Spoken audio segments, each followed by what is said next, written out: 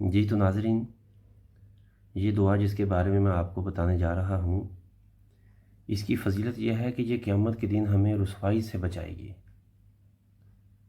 بے شک یہ اللہ پاک نے ہم مسلمانوں کے لیے ایک تحفہ پیش کیا ہے، جو کہ سورہ آل عمران کی آیت نمبر 193 اور 94 میں موجود ہے۔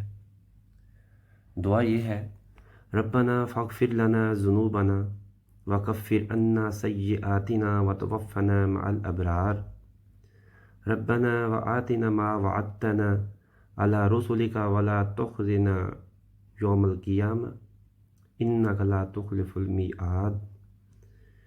اس کا ترجمہ یہ ہے: اے ہمارے آقا، جو قصور ہم سے ہوئے ہیں ان سے درگزر فرما، جو برائیاں ہم میں ہیں انہیں دور کر دے، اور ہمارا خاتمہ نیک لوگوں کے ساتھ کر۔